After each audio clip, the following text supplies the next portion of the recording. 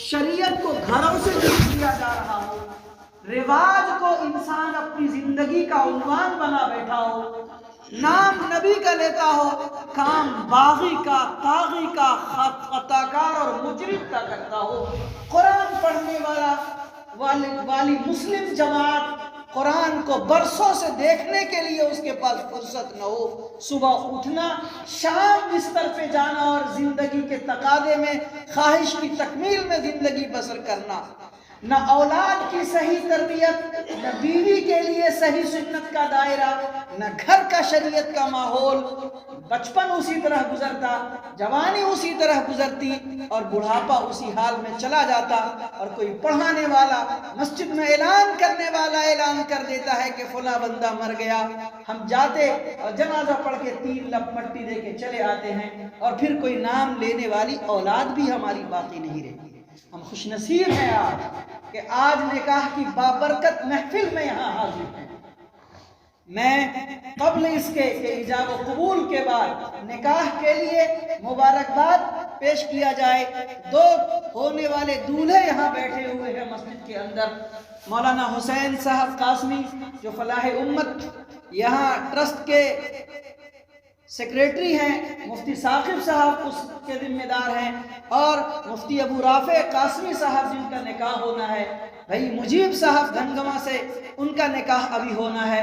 آپ دونوں کی محبت میں، یہاں کے علماء اور یہاں کی ٹیم کی محبت میں میں یہاں حاضر ہوں۔ حضرت مولانا ایوب صاحب کا میں نے تذکرہ سنا، مولانا رضوان صاحب کا، مولانا عبدالوارث صاحب کا، ان حضرات کی کوششوں سے جو آج نکاح کی محفل منعقد ہو رہی ہے، میں خود کو خوش نصیب سمجھتا ہوں کہ آپ کی اس محفل میں بھی حاضر ہوں۔ کل قیامت کے اندر اگر یہ کہا جائے گا کہ خطبے پڑھے گئے تھے اور 3 آیت پیش کی گئی تھی اور پڑھا گیا تھا 3 آیت کو، اس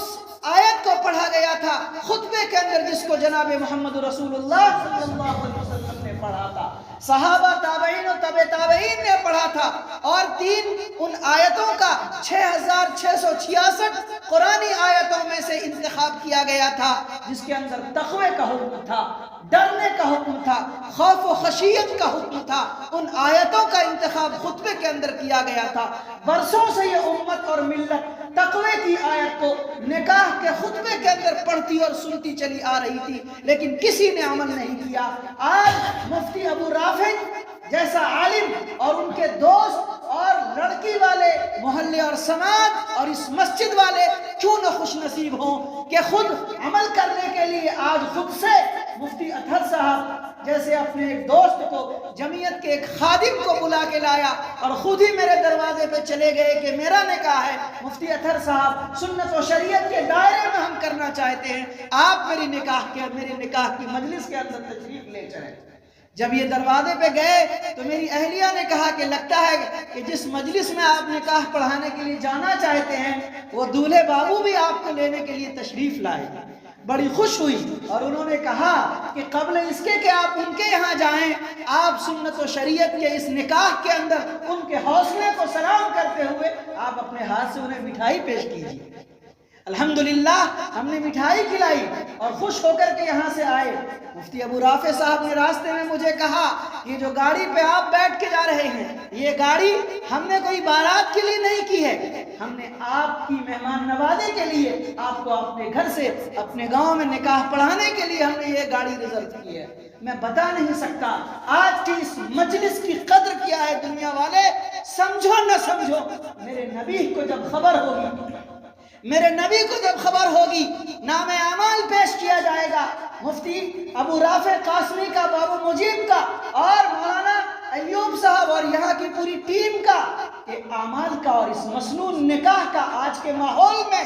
آپ کے روضہ اطہر کے اندر جب خبر کی جائے گی، آپ صلی اللہ علیہ وسلم فرشتے کی اس خبر سے سن کے کتنے مسرور ہوں گے۔ آپ نے فرمایا تھا من احیا سنتی عند فساد امتی فلہ اجر 100 شہید، جو بندہ میری سنت کو اس وقت زندہ کرے گا جب لوگوں میں فساد آ چکا ہوگا، بگاڑ آ چکا ہوگا، سنت کو رودا جا رہا ہوگا، شریعت کو باہر کیا جا رہا ہوگا، طریقے نبوی کو اپنے گھروں سے نکلواسا دیا جا رہا ہوگا، ایک سنت کو جو بندہ زندہ کرے گا 100 شہیدوں کے برابر اس کو ثواب ہوگا۔ اللہ کے رسول صلی اللہ علیہ وسلم کی قبر میں روضہ اطہر کے اندر فرشتوں کے ذریعے جب یہ خبر پہنچائی جائے گی، اطلاع دی جائے گی، آپ کتنے مسرور ہوں گے۔ کل قیامت میں آپ صلی اللہ علیہ وسلم ایسے امتی کی سفارش نہیں کریں گے تو کس کی سفارش کریں گے؟ جس نے آج بیٹیوں کو کاروبار کا، بیٹیوں کو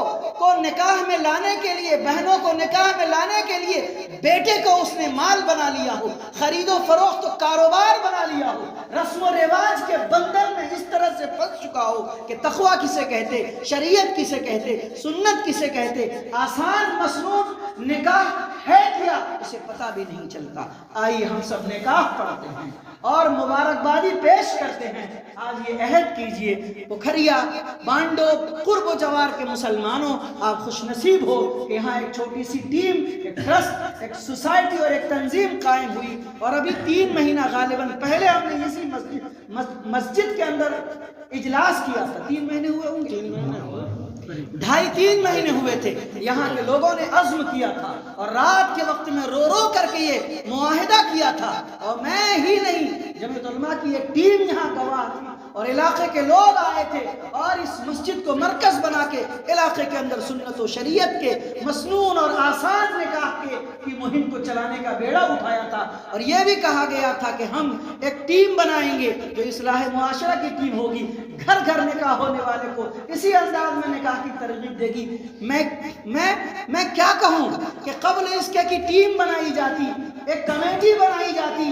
لیکن اس سے پہلے نکاح کر کے ایک عالم دین آپ کے سامنے میں نمونہ پیش کر رہا ہے۔ مولویوں کو گالی دینے والوں، مولویوں کو برا بھلا کہنے والوں، چند کوڑیوں اور ٹکے کا ذمہ دار مولویوں کو کہنے والوں، تم تو پیسے کی بنیاد پہ، روپے کی بنیاد پہ، جائیداد کی بنیاد پہ، دنیا کے رسم و رواج کی بنیاد پہ نکاح کرتے، اور یہ کہتے ہو مولوی کو جب یہ دعوت دینے جاتا آسان اور مسنون نکاح کے لیے تو کہتے ہو کہ دنیا بدل گئی، زمانہ بدل گیا، ماحول بدل گیا، کون سنتا ہے آج، کون سمجھتا ہے آج، کون عمل کرے گا؟ تم اپنی ڈفلی بجاتے رہو، تم اپنے گھنگرو بجاتے رہو، ہم تو جس رواج سے کرتے ہیں کرتے ہی رہیں گے۔ 1 مولوی، 2 مولوی، 5 مولوی، مسجد، جلسہ، پروگرام، جمعیت، جماعت سے کیا ہوتا ہے؟ کچھ نہیں ہوتا ہے۔ اے لوگوں، آج یہی عالم کھڑا ہو کے آپ کے سامنے میں اپنا نکاح کر کے، اپنے ساتھ دوسرے کا نکاح کر کے،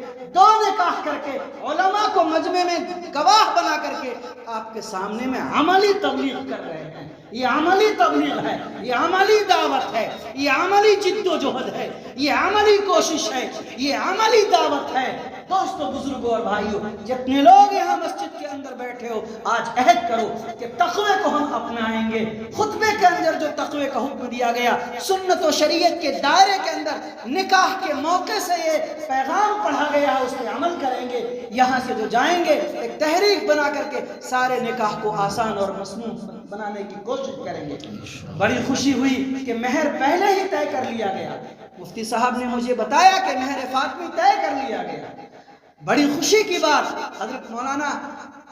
شیخ الاسلام مولانا سید حسین احمد مدنی رحمت اللہ علیہ کے یہاں جب کوئی جاتا تھا اور پوچھتا تھا کہ حضرت آپ نکاح پڑھا دیجیے، تو حضرت کی پہلی شرط ہوتی تھی، آپ فرماتے تھے کہ کیا مہر فاطمی رکھنا ہے کہ یا اور کچھ باندھنا ہے؟ تو حضرت فرماتے تھے کہ ہاں مہر فاطمی ہے، تو حضرت نکاح پڑھاتے تھے، اور اگر کوئی کہہ دیتا تھا کہ ہم اپنے رسم و رواج کے مطابق مہر باندھیں گے، حضرت شیخ الاسلام مولانا حسین احمد مدنی رحمت اللہ علیہ منع کر دیتے تھے، نکاح نہیں پڑھاتے۔ آخر تو اکابر کی نگاہ میں کوئی بات تو تھی، ایک درمیانی درجے کا یہ مہر ہے، اور اس کو آپ نے آج طے کیا ہے، دونوں کے لیے بہت خوشی کی بات ہے۔ ماشاءاللہ، مہر فاطمی وہ مہر ہے جو جناب محمد رسول اللہ صلی اللہ علیہ وسلم نے اپنے سب سے چھوٹی بیٹی حضرت فاطمہ زہرا رضی اللہ عنہ کے نکاح میں مقرر فرمایا تھا، جو تقریباً عربی کے وزن کے لحاظ سے ہماری کتاب ابھی ہم نے ہدیہ میں دی ہے مفتی ابو رافع صاحب کو، مولانا حسین قاسمی صاحب کو، مفتی ثاقب صاحب کے لیے، عارف طیبی بھائی کے لیے میں نے کتاب لائی ہے، اس میں تفصیل مہر فاطمے کی لکھی ہوئی ہے۔ تقریباً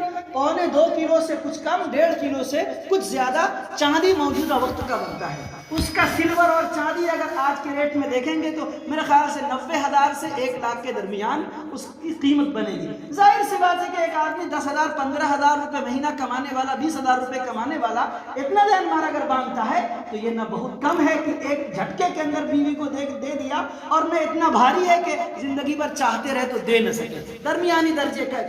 یہ مہر ہے، اس لیے اس کو باندھنا چاہیے۔ یہ جو آپ کے یہاں بھری کا رواج ہے، 15 بھر سونا، 20 بھر سونا، 40 بھر سونا، مکھیا جی کو پکڑ کے لاؤ، سرپنچ صاحب کو پکڑ کے لاؤ، یہ چودھری صاحب کو پکڑ کے لاؤ، مولوی صاحب نکاح پڑھائیں گے، اس کو چھپا دو پیچھے، مت بولے گا، وہ نہیں بولنا۔ کس کو بولنا؟ مکھیا جی کو بولنا۔ پنچایت ہے کیا؟ مکھیا کا الیکشن ہے کیا؟ سرپنچ صاحب لاؤ، کسی کا سر پھوڑ دیا، پنچایتی کرنا ہے کیا؟ شریعت کا مسئلہ شریعت کا ماہر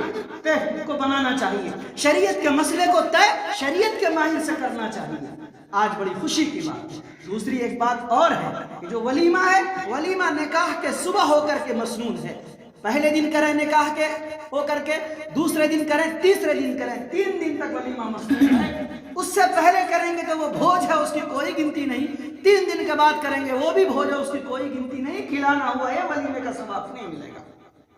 الحمدللہ مفتی ابو رافع نے بتایا کہ ہم لوگ سنت و شریعت کے ادارے میں ماڈل نکاح کر کے امت کے سامنے میں پیش کرنا چاہتے ہیں۔ ہم اس لیے نہیں آپ کو بلائے ہیں کہ آج ہماری شادی کے لیے ایک انوکھا کام ہو رہا ہے، انوکھا اس لیے ہے کہ ہم چاہتے ہیں کہ جناب محمد رسول اللہ صلی اللہ علیہ وسلم کی سنت و شریعت کا آسان اور مسنون نکاح کے لیے جمعیت علماء ہند نے، جمعیت علماء ارریہ نے جو مہم چلائی، میرے گاؤں کے اندر دعوت دی گئی اور کمیٹی بنائی جانی ہے، میں اس کے لیے ایک مثال سماج میں پیش کر سکوں، میں خود کا نکاح کر کے لوگوں کے سامنے میں رکھوں، تاکہ کل اگر کسی دوسرے کے نکاح میں جاؤں تو اس کو انگشت نمائی کرنے کا موقع نہ ملے کہ تمہاری تو شادی اس طرح ہوئی اور مجھے دعوت دینے کے لیے آئے ہو اس طرح سے۔ اس لیے آئیے ہم سب مل کے اس کو دونوں کو دعا دیجئے اور ایجاب و قبول کے ساتھ برکت کے لیے اللہ میاں سے بھیک مانگیے۔ آپ حضرات عہد کر کے جائیے کہ انشاءاللہ ہم لوگ اس نکاح کو مسنون بنائیں گے، برکت والا بنائیں گے، آسان بنائیں گے، بارات کے سسٹم کو ختم کریں گے۔ جو معاہدہ آپ نے 3 مہینہ پہلے کیا تھا، آج اس کی عملی تصویر اس مسجد قباء کے اندر مجھے دیکھ کر کے بے حد خوشی مل رہی ہے کہ اللہ تعالیٰ نے آپ حضرات کو اس کے لیے قبول کیا۔ اس کو آگے بڑھائیے، اس کا چرچا کیجئے، اس کو دوسروں تک پہنچائیے اور دوسروں کو اس کے لیے دعوت کے لیے اس کو سبب کے طور پر قبول کیجئے۔ اللہ تعالیٰ کہنے سننے سے زیادہ مجھے اور آپ سب کو عمل کی توفیق نصیب فرمائے۔ آمین۔